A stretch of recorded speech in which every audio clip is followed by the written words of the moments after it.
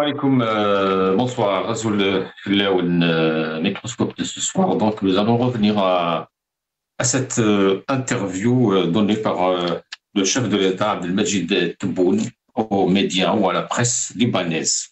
Nous allons revenir à quelques déclarations donc, de ce que Abdelmajid Tebboune avait déclaré à ses journalistes.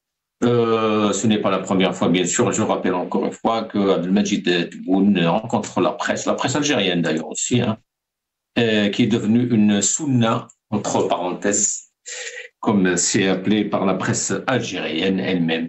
Donc le président Tebboune s'est entretenu avec un groupe de journalistes libanais aux marges de la visite du président libanais Joseph Aoun à Alger en fin de cette semaine. Tebboune a abordé les grands dossiers régionaux, les équilibres géopolitiques et les relations tendues avec la France aussi, sur lesquels il s'est exprimé donc pour une énième fois. Beaucoup de questions se posent par exemple, bien sûr, par rapport à cette rencontre, à cet entretien donné par Tebboune aux médias libanais. Nous allons y revenir justement avec nos invités ce soir. Avec nous d'ailleurs pour en parler, Azouaou Chamrouk, militant politique. Azouaou, bonsoir. Bonsoir Hussein, bonsoir à toute l'équipe technique, bonsoir aux téléspectateurs qui nous regardent actuellement, bonsoir aux invités et merci pour l'invitation Hussein. Merci Azouaou, avec nous aussi Mohamed Mziane Rahmoun, avec nous en tant que représentant de Riposte Internationale. Monsieur Rahmoun, bonsoir. Bonsoir Hussein, bonsoir Monsieur Chmerouk, bonsoir à tous les téléspectateurs et bien sûr à votre équipe. Merci. Alors Rahmoun, vous êtes sur Skype, donc je vais commencer par vous. Monsieur Rahmoun, bon, il y a peut-être une question de forme avant de passer au fond de cet entretien, une question qui a été soulevée par les Algériens, bien sûr, sur les réseaux sociaux. Pourquoi donner une interview, un entretien à la presse libanaise qui a donc accompagné Joseph Aoun? La question a été soulevée parce que Tebboune, lui aussi, a visité beaucoup de pays, la Chine, la Russie, le Portugal, l'Italie, mais nos journalistes n'ont jamais été invités par ces présidents respectifs.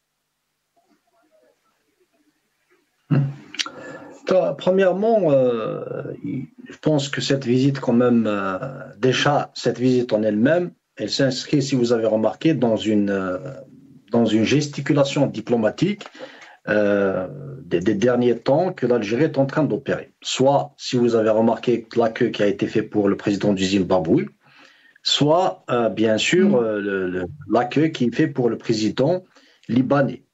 Ensuite, il est venu, je pense, le 29 juillet. N'empêche que, quand même, l'information a circulé sur la donation, si vous voulez, l'apport ou l'aide financière que l'Algérie va offrir au Liban, qui en a besoin. Et le lendemain après, il y a eu ce qu'on appelle cette rencontre avec la presse, notamment la presse libanaise, pour un tout petit peu confirmer l'information des 200 millions de dollars.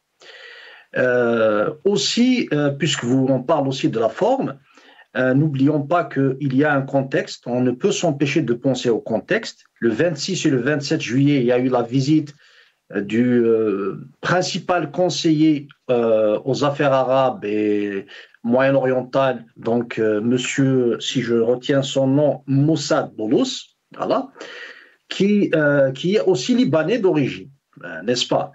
Et aujourd'hui, si vous avez remarqué, Donald Trump vient de réitérer la position américaine par rapport à la souveraineté du Maroc sur le Sahara occidental. Donc, dire que, si vous voulez, et en même temps, quand le président libanais a fait un speech, vous avez remarqué qu'il a fait remémorer qu'à un moment donné, l'Algérie, le Maroc et l'Arabie saoudite étaient, si vous voulez, associés si vous voulez, pour faire sortir le Liban dans la crise qui a duré pendant 15 années, n'est-ce pas? Donc, tout ça juste, si vous voulez. Hein, il y a beaucoup d'éléments d'information qui fait que nous voyons bien, déjà, on comprend la visite de Michel Boulos, quoi, qu'il y a eu beaucoup de rumeurs, donc la position américaine n'a pas changé.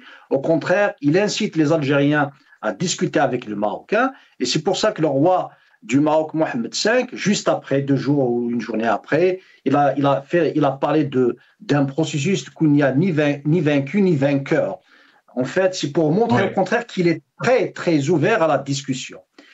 Et pourquoi je dis ceci?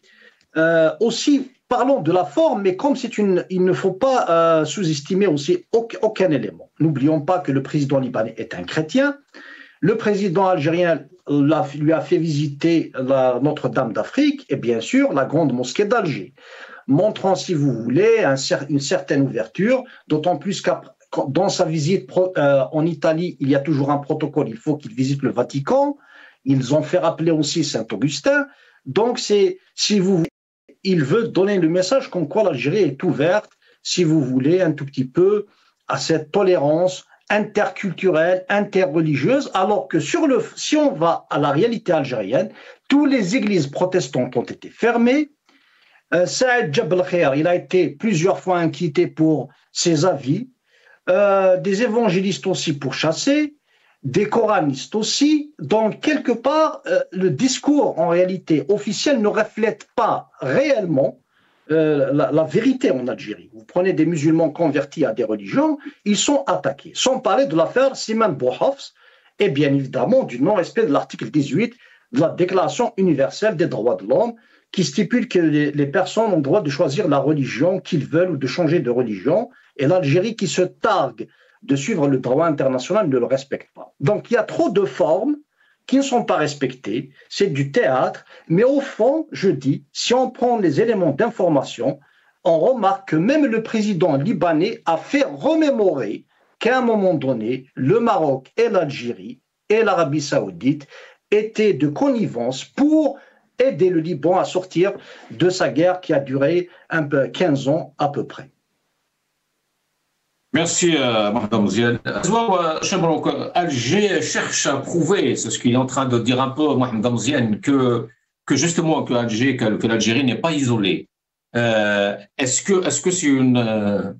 qu'on peut parler de réussite, Azwa, d'un échec, toutes ces sorties? Surtout qu'il faut rappeler, que cet entretien, par exemple, a été vraiment relié par la presse algérienne.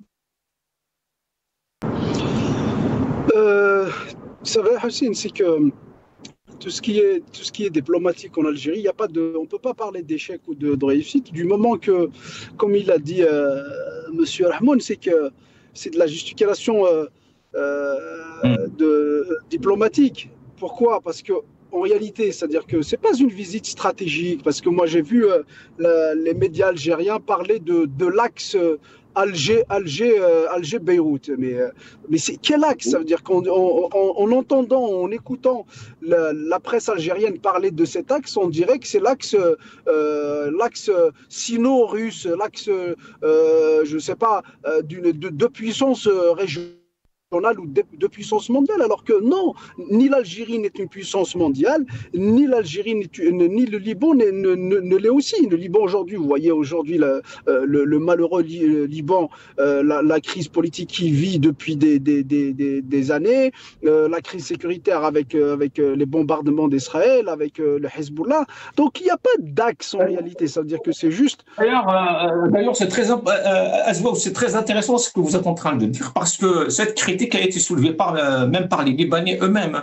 Regardons cette vidéo et je reviens tout de suite vers vous. إذا كنا نحن نريد دعما دوليا في هذه اللحظة الحرجة للتجديد لليونيفيل، بدي أقول لك أنا ما هي تداعيات زيارة رئيس الجمهورية إلى الجزائر أمس وأول من أمس؟ ما هي تداعياتها السلبيه؟ سلبيه طبعا. على بينت كثير مهمه. مش عم بحكي هلا بنزين ومازوت، ما في شيء بنزين ومازوت معروفه. من هو هذا العبقري الذي يعني يوجه رئاسه الجمهوريه على هيك زيارات بالرغم انه يعني بهذه اللحظه مش مطلوبه. اولا يعني الجزائر بعلاقه متوتره مع فرنسا، والتمثيل الدبلوماسي غير موجود بين الدولتين. الجزائر اليوم عم نستجدب. طيب نحن عم نستنجد بفرنسا، منروح منزور الجزائر يلي بينه وبين فرنسا في خلافات قد ما بدك. طيب المسألة الثانية، الجزائر ما في سبيل سفرات بينه وبين المغرب بسبب الخلاف على الصحراء الغربية. بينه وبين إسبانيا كذلك مشاكل قد ما بدك. طيب بين الجزائر ودول الساحل الإفريقي بوركينا فاسو ومالي وإلى آخره كمان ما في سفرة. طيب بالتالي نحن ما فهمت أنا أنه ما حدا خطر على باله أنه أنت تذهب إلى الجزائر، هيدي الدولة يلي إلها مشاكل مع كل العالم. وكل هؤلاء العالم نحن بحاجة لهم بمجلس الأمن.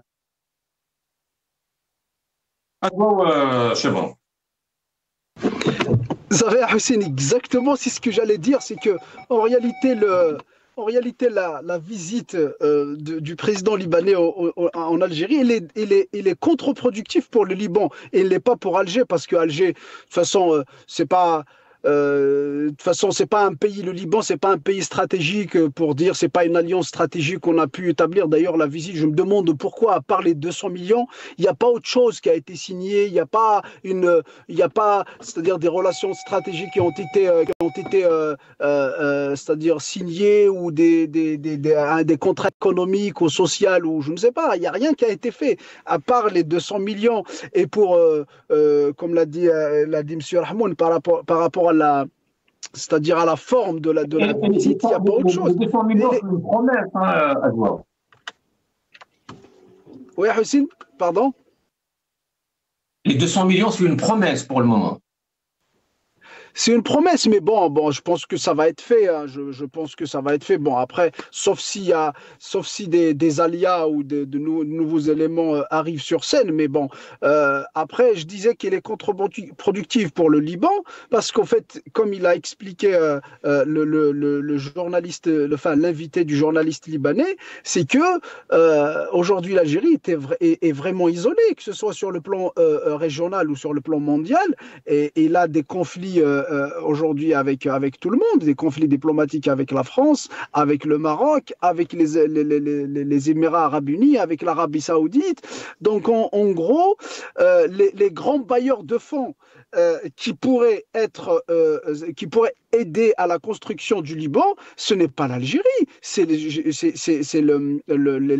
Émirats arabes unis avec leurs milliards, les pétrodollars, c'est l'Arabie saoudite, c'est les puissances ou c'est les puissances financières régionales, c'est beaucoup plus que ça, alors que l'Algérie entretient des relations exécrables avec ces pays-là. Donc, et ça va pas plaire aux Saoudiens ou aux Émiratis, même aux États-Unis, aux Marocains ou même aux Américains, et même à la France aujourd'hui, avec la relation qu'on a avec la France, certainement ça va pas plaire aux dirigeants que je viens de citer. Et puis il faut savoir que la France entretient une relation quasi similaire avec le Liban, telle qu'elle entretient avec l'Algérie. Il y a des relations historiques, humaines très fortes avec le Liban.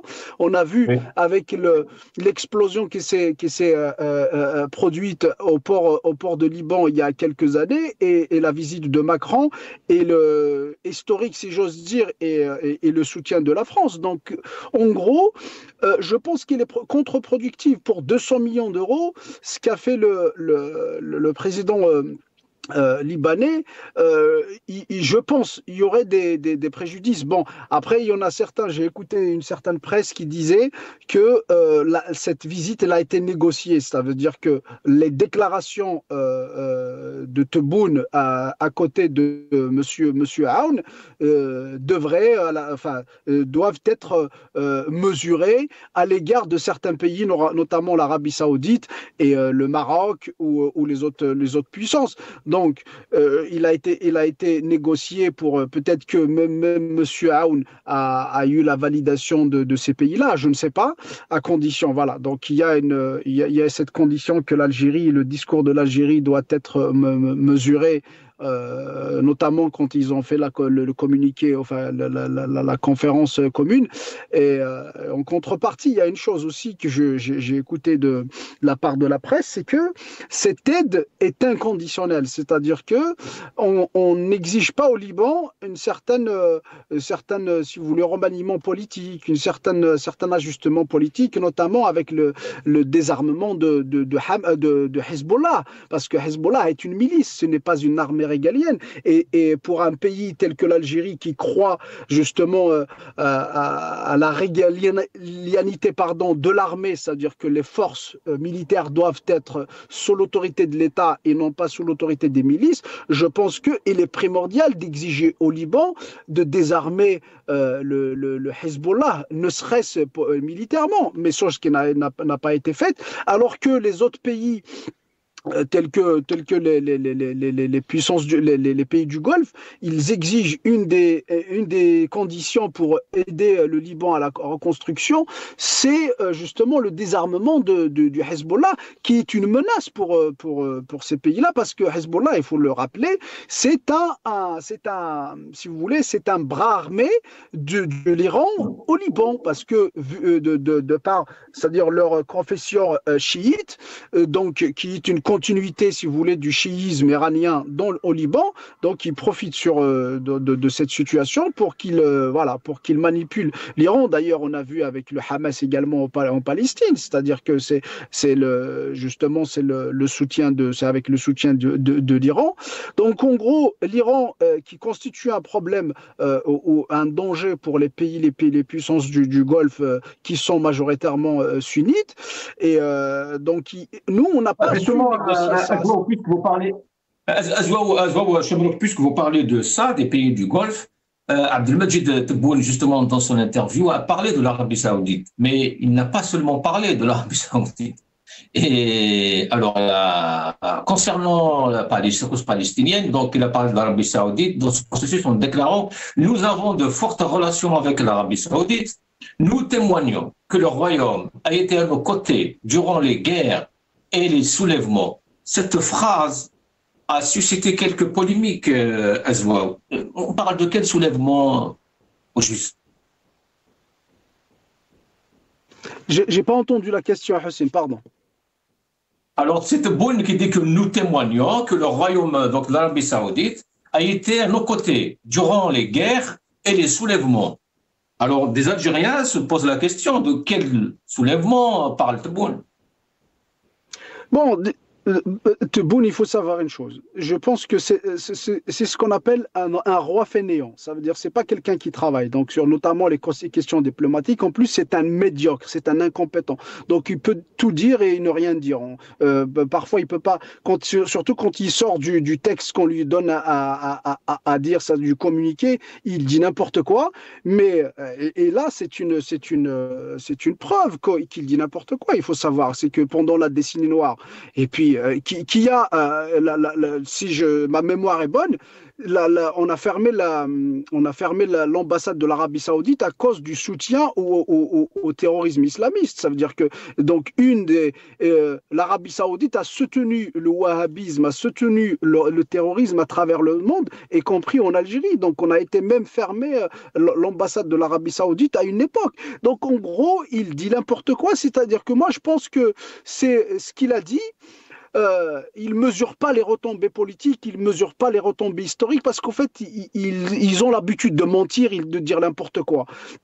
Comme il ne travaille pas bien ces dossiers, il ne connaît pas les tenants et les aboutissants des dossiers, notamment diplomatiques, donc il peut dire n'importe quoi. Je pense que ce qu'il a dit, c'était dans l'excès de zèle, un peu pour y aller dans le sens des conditions de la visite de Michel Aoun en Algérie. Ça veut dire, je viens en Algérie, en contrepartie, il y a les 200 millions inconditionnels que vous allez nous donner. à condition aussi de ne pas tirer sur l'Arabie Saoudite qui est un bailleur de fonds très important pour le Liban, de ne pas tirer sur le Maroc, de ne pas tirer sur les Émirats arabes unis. Donc en fait, peut-être qu'en voulant y aller plus loin, c'est-à-dire dans son discours mesuré, il a dit des conneries, il a dit des bêtises pareilles, alors que aujourd'hui, tout le monde le sait, c'est que le wahhabisme saoudien était pour beaucoup de choses dans le terrorisme islamiste qu'on a vécu notamment nous en Algérie, pas que dans la décennie noire, mais bien avant, c'est-à-dire ce qui a nourri, c'est-à-dire l'extrémisme islamiste, c'est bien certains pays, certaines puissances du Golfe, avec leur soutien financier, leur soutien culturel, c'est-à-dire, si je peux dire, leur parrainage culturel ou leur parrainage confessionnel, si je peux dire. Donc, Tebboune, franchement, je peux le dire d'une manière triviale, il est beaucoup, beaucoup plus petit que l'Algérie. C'est-à-dire que l'Algérie mérite beaucoup mieux. Et je pense qu'il est le pire président que l'Algérie puisse connaître. Merci. Restez avec nous. Alors, sur cette question justement de la Palestine, Abdelmajid Tebboune, sa réponse, on dit qu'il met en avant le rôle actif de l'Arabie Saoudite dans ce processus, en déclarant ce que je viens de dire à Azwa, où nous avons de fortes relations avec l'Arabie Saoudite. Mais certains se posent la question, pourquoi parler de l'Arabie Saoudite aux journalistes libanais? C'est quoi le message? Oui. Si on prend les dernières évolutions par rapport justement à la question palestinienne, vous allez remarquer que beaucoup de pays, dont notamment la France, après suivi par le Royaume-Uni et d'autres pays, veulent la consécration d'un État palestinien, donc ce que les Palestiniens aient leur propre État. Mais sachez pertinemment que l'Arabie Saoudite est en train aussi d'agir d'une manière très, très, si vous voulez, active pour la consécration aussi d'un État palestinien, et pas uniquement elle, donc l'Égypte. Donc en même temps, les populations du monde, principalement occidentales, ne cessent de marcher et ils ont poussé même leur gouvernement à ce qu'ils revoient leur position. Or, l'Algérie dans tout ça, mis à part ce que fait le représentant algérien au niveau des Nations Unies, on ne voit pas vraiment d'action concrète en faveur de la Palestine. Au contraire, il ne laisse pas les gens marcher. C'est comme si toute l'histoire de l'Algérie, du moins l'Algérie indépendante, qui a été toujours en faveur des causes justes, avec l'équipe de Tebboune, il y a un recul notoire par rapport à la question palestinienne, d'autant plus si vous vous souvenez dans sa campagne électorale, quand il s'est aventuré à dire pratiquement une absurdité, on va laisser nous ouvrir la frontière, on va construire 3 hôpitaux, c'est comme si le sang des Palestiniens était quelque chose de simple à dire. Donc c'est dire tout simplement c'est un marchandage politique par rapport à la question palestinienne. Alors les gens qui travaillent, qui ont un poids, et qui font tout pour que cette question puisse émerger, puisque le peuple palestinien puisse jouir de son droit le plus absolu d'avoir aussi un État, l'Algérie recule. Il a dit une chose aussi que je dois noter, il a dit que... 2 secondes, juste une petite brèche. Sur cette question des aides alimentaires, par exemple, envers le peuple palestinien, Tebboune n'a pas fait... on n'a pas vu, hein. Il y a depuis 2-3 jours, des pays européens sont en train de larguer des vivres à Gaza. Nous avons les Émirats aujourd'hui, l'Arabie Saoudite, mais pas l'Algérie. Vous savez, s'il avait fait un appel au peuple algérien de faire des donations, vous allez voir que le peuple algérien est un très grand peuple. Toutes les régions d'Algérie vont faire des donations pour que le peuple palestinien puisse boire de l'eau, se vêtir, etc. Il n'y a pas réellement, ce n'est pas l'Algérie que nous connaissons, malgré que je critique tout le système depuis notre indépendance à ce jour. Mais quand même, par rapport à la question palestinienne, l'Algérie est connue pour son attachement à ce qu'il y ait justice. Donc la position officielle, c'était le retour aux frontières de 1967, je tiens à le rappeler. Et pour ce qui est des donations humanitaires, il suffisait de faire un appel au peuple algérien, tous les Algériens vont donner quelque chose. Tout le monde est attristé de voir des enfants tomber, des femmes, etc. Donc ça, il n'y a rien à dire. Mais en tout cas, ce qu'on est en train de voir, il y a un recul sur la scène internationale, au contraire. Et puisque vous avez montré la vidéo de Khaled Hamada, donc qui est un général à la retraite, Le fait qu'il a cité la France n'est pas anodin, parce qu'il faut savoir que le Liban est sous influence française. Donc, lui, il fait un calcul simple. Est-ce que cette visite est contre-productive ou non? Et bien sûr, pour l'Algérie, dans la mesure où la position algérienne nuance avec les pays du Moyen-Orient qui conditionnent leurs aides, n'est-ce pas, parce qu'ils veulent amoindrir l'influence iranienne, quitte à la couper au niveau du Liban, d'autant plus que même ce général que je viens de citer, il pense que tout ce que fait le Hezbollah, il le fait en fait pour l'Iran, mais pas pour les Libanais. Donc, si vous dire, ce qui se passe vraiment au Liban est très compliqué. Nous, en tant qu'Algériens, l'Algérie n'arrive même pas à cerner réellement ce qui se passe au niveau de la Libye, qui est très proche.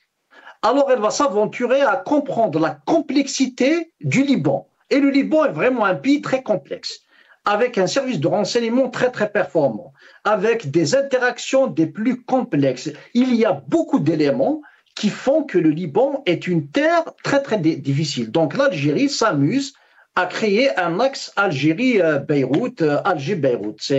Je pense que c'est un tout petit peu… En politique, il faut toujours avoir les moyens de sa politique. Déjà avec les 200 millions, parce que le Liban réellement a besoin de plus de dizaines de milliards pour se reconstruire, si cette donation est vraiment activée et transmise à qui de droit, est-ce que réellement l'Algérie peut faire le poids par rapport à l'influence des pays du Golfe dans la question concernant le Liban? Est-ce que l'Algérie peut faire influence par rapport à l'Iran concernant le Liban? Je pense que ça, comme je l'ai dit tout à l'heure, c'est de la gesticulation diplomatique. Donc, ça n'a pas vraiment de poids. Aussi, je tiens peut-être à faire rappeler quelque chose qui m'a semblé important. Dans cette visite, comme je l'ai dit tout à l'heure, quand le président Joseph Aoun a cité le comité de Taïf de 1989, ce n'est pas anodin. Pourquoi? Parce que quand on fait un speech, tout est préparé. Il y a un protocole qui prépare les discours, que ce soit pour le président algérien, que ce soit pour le président libanais. Le fait de citer le rôle de l'Algérie, l'Arabie saoudite et le Maroc n'est pas anodin. Et je tiens à dire que le principal conseiller de Donald Trump, je le rappelle, il est d'origine libanaise. Et tout ce qui est en train de se faire montre clairement qu'il y a une volonté internationale de, si vous voulez, d'après mon analyse bien sûr, de consacrer la souveraineté du Maroc sur le Sahara occidental. Voici la tendance. Et ceci est conforté dans la mesure où les États-Unis d'Amérique veulent faire signer le maximum de pays dans les accords d'Abraham. Cela conforte l'idée que les États-Unis n'ont pas voulu que la guerre entre l'Iran et Israël tergiverse. Ils ont agi d'une manière brutale afin qu'il n'y ait pas, si vous voulez, plus, il ne va pas plus s'étaler dans le temps. Donc la nouvelle politique américaine, c'est pour un tout petit peu essayer d'enlever tous les foyers de tension possibles. Le seul problème qu'il y ait, c'est celui de l'Ukraine, parce que les États-Unis, ils ont affaire quand même à une puissance aussi globale qui est celle de la Russie. C'est pour ça qu'ils n'arrivent pas à gérer le dossier comme ils peuvent le faire concernant le Moyen-Orient ou, si vous voulez, maintenant l'Afrique du Nord. Et ceci montre à quel point que l'Algérie est faible. D'autant plus que l'Algérie vient pratiquement de vendre son sous-sol aux sociétés étrangères, d'autant plus qu'elle vient de permettre à des groupes tels que ExxonMobil et Chevron de venir, alors que les études environnementales aux États-Unis d'Amérique confirment qu'ils ont triché sur les études environnementales. En même temps, ils viennent pour l'exploration. Ça veut dire pour l'investissement, on ne sait pas qu'on sait. Donc c'est une fausse promesse, d'autant plus que le président algérien nous a habitués à faire des déclarations qui ne sont pas réalistes, pratiquement mensongères, telles que celle des 20 milliards de l'Indonésien, de l'Indonésien, je pense, n'est-ce pas ? Du Malaisien, voilà, merci de me rappeler le pays, du Malaisien, où cette histoire d'exploration, et où il parle en termes d'investissement alors que c'est une exploration, encore ces sociétés, ce n'est pas des sociétés réellement qui tiennent en considération l'environnement dans la mesure où ils ont déjà triché aux États-Unis d'Amérique, et bien évidemment, ce projet des mines.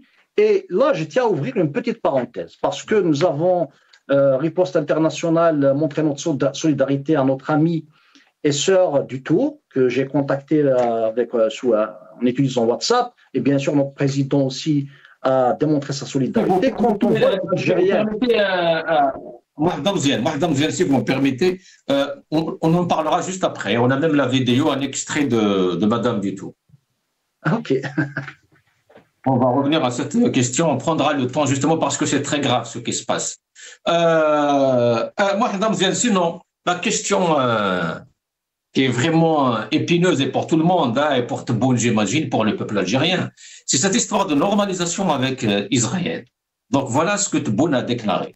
Alors, Israël, il est là. Le monde parle de la solution à 2 États. Nous l'avons dit aux Américains. Nous ne normaliserons pas avant la création des 2 États. Mohamed Damzian.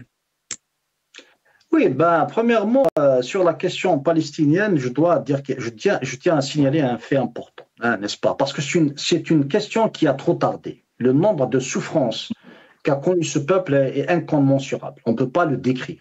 On est en train de voir au quotidien le nombre de personnes qui tombent, etc. Ça déchire le cœur. Pratiquement toute l'humanité est déchirée. C'est notre humanité qui meurt chaque jour, à chaque victime innocente des 2 parties, pas uniquement palestinienne, à chaque victime innocente qui tombe, c'est toute l'humanité qui est déchirée. Toutefois, le peuple palestinien a subi le plus d'âpreté. Pour ce qui est maintenant de la normalisation, etc. Premièrement, ça aussi c'est une autre parenthèse sur l'hypocrisie générale. Le premier soutien et le plus important soutien de l'État d'Israël, c'est les États-Unis d'Amérique. Et tout le monde a de très bonnes relations avec les États-Unis d'Amérique. Qu'on soit bien d'accord, personne ne peut fâcher les États-Unis d'Amérique. Quelque part, s'il y avait vraiment une force, une conviction qu'il faut à tout prix que le drame cesse et que le droit international doit être respecté, si tout le monde avait vraiment voulu rompre tout le monde les relations avec les États-Unis d'Amérique, vous allez voir le résultat. Ça fait longtemps que la question est réglée, mais parce qu'ils ne peuvent pas, il y a des considérations, il y a la peur, etc., surtout pour des régimes qui ne sont pas solides. Donc, cette question a tergiversé. Pour ce que Tebboune vient de dire, je dis que c'est tout à fait logique. Je suis d'accord avec lui. L'Algérie doit reconnaître l'État d'Israël si, bien évidemment, un État palestinien est consacré. L'État d'Israël reconnaisse l'État palestinien, c'est tout à fait normal. Maintenant, les procédures et les formes, etc., parce que ce n'est pas tout à fait gagné, parce qu'après, quand on reconnaît un État, vous savez, il y a aussi la mémoire, c'est comme le problème entre l'Algérie et la France. Jusqu'à maintenant, il y a des problèmes épineux qui existent, bien sûr très mal gérés par des 2 parties, mais surtout par l'équipe de Tebboune qui, je tiens à le dire, malheureusement, c'est l'équipe la plus pire équipe, la plus dangereuse équipe concernant notre pays. Chaque jour qui passe, ça confirme ceci, et chaque jour qui passe, ça confirme la limite complètement politique de ce régime. C'est-à-dire il a atteint sa limite. Donc, pour revenir, il faudrait tout simplement, effectivement, si un État palestinien est consacré, créé, accepté, c'est un pas pour la normalisation, parce que, bien évidemment, il faut qu'il y ait des conditions. Maintenant, il faut bien rembourser tous ces enfants, tous ces Palestiniens, il faut bien reconstruire, qui va reconstruire, etc. Donc, ce n'est pas tout à fait sur le plan de la forme, de ce qu'il dit, c'est correct. Mais comment que ça va se faire, ce n'est pas aussi simple que ça. Parce qu'aussi, il faudra écouter, si un État palestinien est créé, il faut aussi écouter cet État palestinien, qu'est-ce qu'il veut? Est-ce qu'il va chercher aussi qu'il y ait une compensation financière? Est-ce qu'il va construire l'État palestinien? Il y a beaucoup d'autres questions qui vont suivre après, qui sont importantes. Merci. Restez avec nous. Asma Chamrouk, sur cette question de la Palestine, de la reconnaissance, de la normalisation. Hussein, c'est qu'il faut savoir une chose, c'est que c'est-à-dire ce discours de normaliser avec Israël à condition que l'État palestinien soit reconnu par l'Israël lui-même et les autres puissances mondiales, ça a été la position officielle du pouvoir algérien depuis trop longtemps. Pas que celle de Tebboune. C'est d'ailleurs Tebboune ne sort pas des sentiers battus du pouvoir algérien c'est-à-dire dans ce sens-là. Après, ce qui laisse les autres puissances, notamment la France, tergiverser pour la reconnaissance de l'État palestinien, c'est la complexité justement de cette reconnaissance. Parce que qui reconnaît? Avec qui? Parce que quand on reconnaît un État, c'est-à-dire que quand on dit un État, par définition, il y a un gouvernement, c'est-à-dire un gouvernement plus ou moins légitime qui est là, il y a un ordre établi qui est là, qu'on doit reconnaître. Mais aujourd'hui, si on prend l'autorité palestinienne avec Mahmoud Abbas, qui souffre terriblement de légitimité, donc là, c'est un problème. D'un autre côté, vous avez le Hamas qui est, c'est-à-dire défini comme classifié comme organisation terroriste et dans les conditions de ces puissances-là, c'est-à-dire c'est de neutraliser Hamas et de l'effacer même de l'échiquier politique, pas que militaire. Donc en réalité, c'est beaucoup plus complexe. L'Algérie, je ne sais pas qu'est-ce qu'elle prévoit pour dire pour la reconnaissance. C'est beau comme slogan de reconnaître l'État palestinien, mais quel État, quelle légitimité? Est-ce que il faut aider les Palestiniens, toutes les franges, à s'entendre, à s'écouter, à essayer de voir comment sortir avec un gouvernement d'union nationale pour qu'il puisse être reconnu par toutes les puissances? Mais aujourd'hui, on voit que le Hamas n'est pas le bienvenu dans ce gouvernement d'union nationale. Donc l'Algérie, je ne pense pas que de toute façon sa position n'est pas audible, la position algérienne. Hein. C'est-à-dire que, certes, sur le principe, c'est quelque chose de beau de dire qu'il faut reconnaître l'État palestinien, mais il faut y penser, il faut y réfléchir. Et là, j'ai cru comprendre que la France et l'Arabie Saoudite, d'ailleurs, on parlait tout à l'heure par rapport à la visite de Michel Aoun, la France et l'Arabie Saoudite, ils sont en train d'y travailler pour la reconnaissance, de voir les modalités et la manière dont il faut procéder pour reconnaître l'État palestinien à l'ONU le mois de septembre. Ça va être fait au mois de juin, je pense, mais comme il y a eu la guerre entre Israël et l'Iran, donc ça a repoussé cette échéance pour le mois de septembre. Donc il y a l'Arabie Saoudite et la France qui essayent d'apporter quelque chose de concret, de pratique sur le terrain pour pouvoir reconnaître l'État palestinien. Mais je reviens, c'est-à-dire à la cause palestinienne pour le pouvoir algérien, parce que je pense que c'est le plus important pour nous comme militants algériens. Il y a une instrumentalisation si vous voulez, de cette cause, malheureusement, qui est une cause noble. Un peuple qui veut vivre tranquillement sur sa terre, c'est quelque chose de noble. Il n'y a pas au contraire, on a le peuple palestinien, il a tout notre soutien, comme tous les peuples opprimés d'ailleurs dans le monde. Mais le pouvoir algérien, j'ai l'impression qui ne veuille pas que cette cause, d'ailleurs je pense que c'est le cas de tous les pouvoirs dictatoriaux arabes notamment, je pense pas qu'ils veuillent que cette cause palestinienne se dissipe, c'est-à-dire cette cause palestinienne, c'est-à-dire qu'on trouve un jour une solution à cette cause palestinienne, parce que ça a toujours été un registre de commerce pour les pouvoirs, notamment les pouvoirs arabes, notamment le pouvoir algérien, parce que le pouvoir algérien est pratiquement le dernier à ne pas normaliser, ou le seul d'ailleurs à ne pas normaliser avec Israël. Donc ça sert beaucoup, si vous voulez, on se rappelle tous à l'occasion, on se rappelle tous de la fameuse phrase de Abdelmajid Tebboune, Palestine khaliouha aliya. Et d'ailleurs, on a vu, quelques temps après à Hussein, on a vu le résultat, c'est-à-dire le massacre qui se passe et on ne peut rien y faire. Même les aides, on ne peut même pas apporter une aide pour dire que la faiblesse de la diplomatie algérienne, la faiblesse du pouvoir algérien, notamment à l'international, il l'a dit tout à l'heure, M. Rahmoun, par rapport à ce qui se passe dans notre entourage propre, donc pour vous dire la faiblesse diplomatique algérienne. Donc on ne peut pas y aller comme ça, donc dans notre propre région, on ne peut pas s'imposer, notamment contre les Émirats arabes unis, notamment contre certaines puissances du Golfe, et on veut y jouer un rôle dans leur propre région. D'ailleurs, c'est ce que reprochent ces puissances-là à l'Algérie, c'est-à-dire de s'immiscer dans des affaires régionales propres au Moyen-Orient, notamment la Palestine. Ces gens-là, ces puissances-là ou ces pays du Golfe disent que le problème palestinien, c'est un problème régional. Certes, l'Algérie peut aider, mais elle n'a pas son mot à dire parce qu'en réalité, elle apporte pas il n'a pas d'influence, notamment financière, parce que avec les 200 millions de dollars qu'on peut apporter, qu'on pourrait apporter au Liban, contre les milliards de dollars que pourraient apporter les Saoudiens ou les Émiratis, c'est quasiment rien du tout.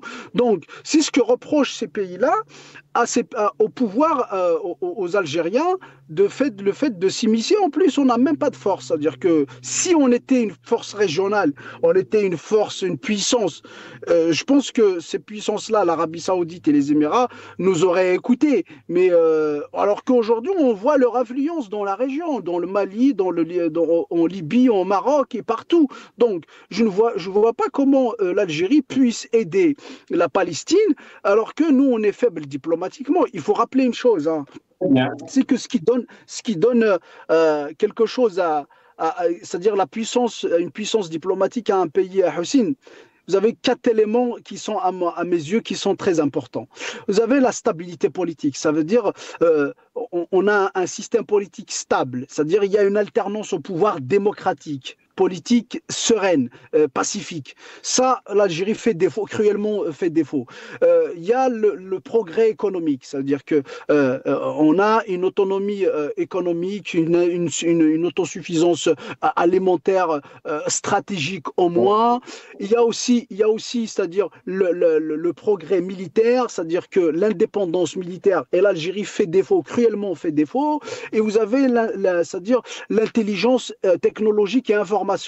Alors qu'aujourd'hui, notre ciel et les sillonnés, c'est les États-Unis qui contrôlent notre ciel. C'est-à-dire que sur le terme informationnel, on n'est pas très performant. Donc en réalité, quand on ne dispose pas de tous ces éléments-là, on ne peut pas parler. D'ailleurs, le résultat, on voit notre région qui est chaotique sur toutes les frontières et on ne peut rien y faire, malheureusement, contre un pays comme le Qatar. Vous voyez? Donc, pour revenir à la cause palestinienne, c'est que pour moi, c'est pour la consommation médiatique, pour la consommation interne, pour servir ceux qui disent que voilà, Palestine, et pour leur donner un peu ce qu'ils veulent, mais en réalité, on ne peut rien y faire. D'ailleurs, pourquoi on n'a pas pu arrêter, c'est-à-dire la colonisation des terres palestiniennes? On ne peut pas le faire. Pourquoi on n'a pas pu arrêter? Ça fait 2 ans que Israël bombarde, affamine Gaza, on ne peut rien y faire. Et pire que ça, c'est que l'Algérie se vante, c'est-à-dire d'avoir des relations stratégiques tellement profonde avec les États-Unis, sachant que les États-Unis, c'est le premier bailleur des Israéliens, que ce soit financièrement, que ce soit militairement. On lui a posé la question, juste pour avancer un petit peu, on lui a posé la question même sur les États-Unis, la Chine, la Russie. Alors, la réponse de Tebboune, c'était « Nous avons de bonnes relations avec les États-Unis, la Chine et la Russie ». Sur les États-Unis, alors il a rajouté quelque chose. Nous avons dit aux Américains que nul ne pourra nous pousser à nous opposer à un autre. Voilà. Sinon, on va passer à la relation Alger-Paris-Azouaou, si vous voulez bien. Alors, donc, vous l'interrogez bien sûr sur ce sujet, hein, sur cette crise. Et il a affirmé n'avoir aucun problème avec Emmanuel Macron, tout en dénonçant, en référence à la droite et à l'extrême droite française, bien sûr, qu'une minorité d'extrémistes en France a fait de l'Algérie sa principale obsession. Azouaou. Rapidement, Hassan. D'abord, par rapport aux l'hypocrisie du pouvoir algérien par rapport aux relations avec les États-Unis et la France. Vous savez, les États-Unis, il a reconnu, il a même Trump a voulu, je sais pas, d'ailleurs, je pense qu'il l'a fait. Il a un consulat à Dakhla, américain à Dakhla, où il voulait le faire, un truc comme ça. Donc, de toute façon, la marocanité du Sahara, il l'a reconnu. On n'a rien fait contre les États-Unis, sauf que contre la France. voyez aujourd'hui l'état des relations. C'est juste pour vous dire comment réagit le pouvoir algérien. Normalement, quand on a une position de principe, on doit la tenir, peu importe l'interlocuteur. Mais aujourd'hui, ce n'est pas vrai. C'est parce que les États-Unis, on ne peut rien y faire, et parce que les États-Unis c'est des brutes, entre guillemets, qui sont en face. Donc, il n'est pas question de les énerver, de les fâcher. Et la France, on peut tout dire, on peut tout faire. Maintenant, par rapport aux relations avec Emmanuel Macron et la droite et tout, vous savez, ça démontre aussi la lâcheté du pouvoir algérien. Vous savez, le pouvoir algérien, c'est-à-dire, il veut montrer que, voilà, c'est-à-dire ce qu'on peut dire, genre, en arabe, c'est-à-dire ce qu'on appelle le nif, ce qu'on appelle, genre, la fierté qui est mal placée d'ailleurs, par rapport à la France, mais il veut pas aussi perdre toute la France. Ça veut dire, il veut, si vous voulez, cerner le problème franco-algérien entre l'Algérie et Rotaillot et l'extrême droite. C'est pour préserver un peu tout ce qui est centre, tout ce qui est Macron et Jean-Noël Barrot. En réalité, c'est pour laisser une brèche de retour, parce qu'ils savent très bien, ils en ont besoin de la France. Ils ont besoin que même... Ça, en réalité, c'est pas pour les intérêts de l'Algérie, c'est ce qui est malheureux, c'est ce qui est attristant. C'est que c'est pour leurs propres intérêts. Ça veut dire qu'aujourd'hui, si la France ne passe pas vraiment à l'acte d'attaquer les intérêts, leurs propres intérêts personnels ici, c'est parce que Macron et Jean-Noël Barrot retiennent l'extrême droite. Donc aujourd'hui, ils veulent cerner ce problème-là pour dire que nous, on n'a pas de problème avec Macron. C'est parce qu'ils ne veulent pas, en réalité, énerver Jean-Noël Barrot et Macron pour que ces deux-là aillent vers des décisions très sévères contre les dirigeants et leurs enfants et leurs progénitures. Donc c'est aussi simple que ça. Je pense que le pouvoir algérien, il joue un peu, si vous voulez, l'hypocrisie et la lâcheté. C'est pour justement maintenir ses privilèges. C'est aussi simple que ça. Parce qu'il nous a fait croire, il veut nous faire croire que c'est un problème entre le Rotaillot et le pouvoir algérien, entre l'extrême droite et le pouvoir algérien, alors que ce n'est pas vrai. Aujourd'hui, le problème, c'est entre le problème... Restez avec nous jusqu'à la fin, Zouaou. Mohamed Mziane, il nous reste quelques 3 minutes, je pense. Mohamed Mziane, sur cette histoire, justement, cette crise avec la France, donc les déclarations de Tebboune, il a même parlé de l'apaisement, mais il a fait un peu le parallèle avec l'Italie. Il a cité l'Italie. Il a dit que nous entretenons des relations, de très bonnes relations apaisées avec d'autres partenaires européens, dont l'Italie. Mais avec la France, il a parlé de la mémoire aussi, bien sûr. Il a dit qu'on ne va rien lâcher sur ce sujet. En tout cas, la couleur politique de l'équipe de Tebboune, elle est aussi de l'extrême droite. Certainement que l'ossature est toujours un régime militaire, il l'a toujours été, mais la couleur, l'odeur est d'extrême droite.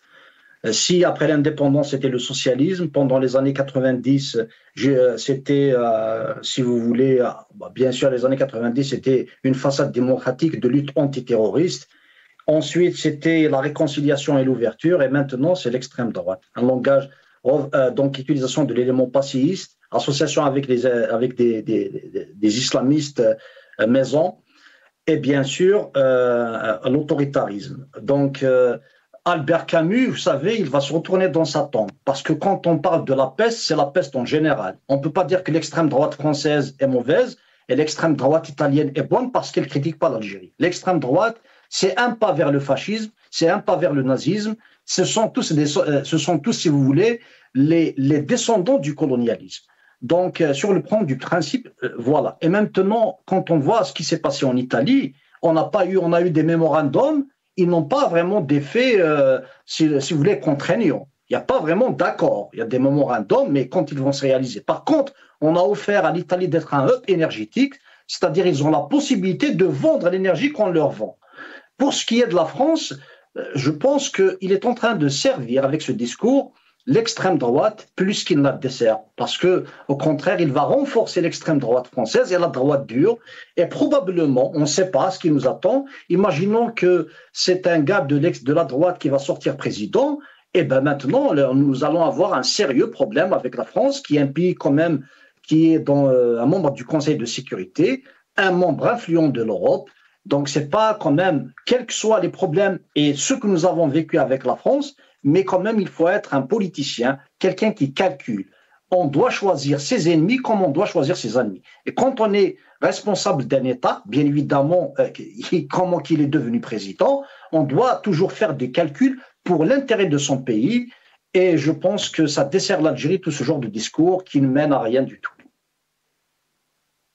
Merci, Mohamed Mziane. Nous allons regarder maintenant la vidéo, justement, l'extrait de son passage hier sur Al-Maraïbien de Nocera du tout. Toute la procédure est contraire à la loi. C'est des hors-la-loi, ces gens-là, sont des voyous. C'est des voyous. Ils ne respectent même pas ce qu'ils ont écrit eux-mêmes, ce qu'ils ont pondu eux-mêmes. La Constitution n'autorise tous les Algériens à circuler librement dans leur pays. Ils n'ont pas le droit de me chasser de mon pays. La Constitution, on ne parle pas du droit international. Ils ont enfreint le droit international, ils ont enfreint la loi elle-même algérienne.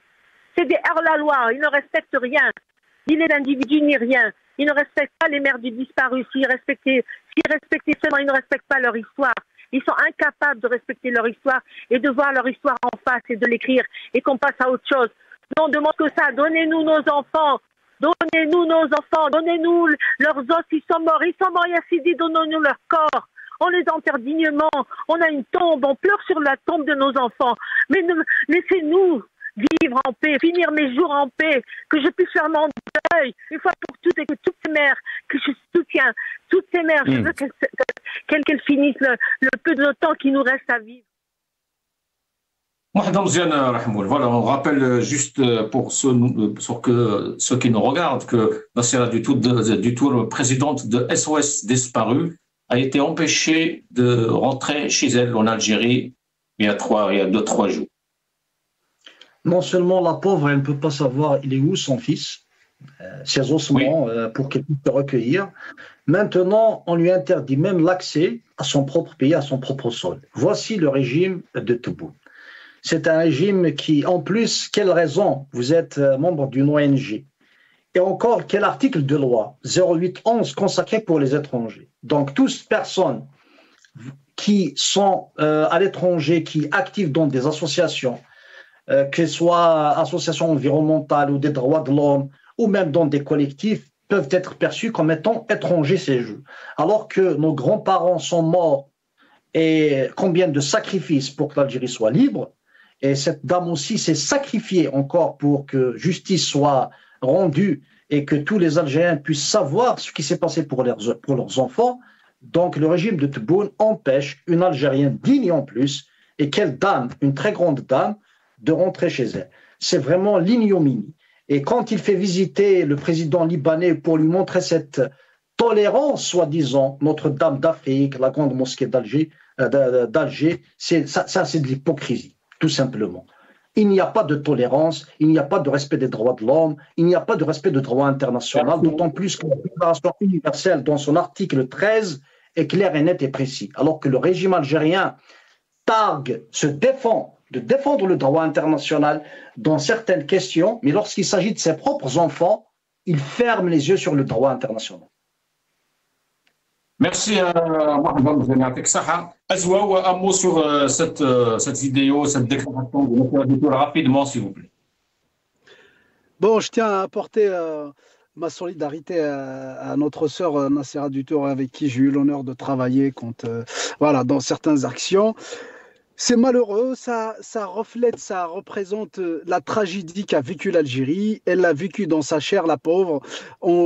Son fils, elle connaît pas le sort de son fils. Et aujourd'hui, on lui interdit de rentrer dans son propre pays, alors qu'aucune loi, ni une loi, c'est-à-dire ni légalement, ni éthiquement, ni légitimement, on peut faire ça à un Algérien. On ne peut pas empêcher quelqu'un de rentrer dans son sol, c'est-à-dire qu'on peut l'emprisonner s'il avait fait quelque chose, mais on ne peut pas l'empêcher un Algérien de rentrer dans son, c'est-à-dire dans son pays.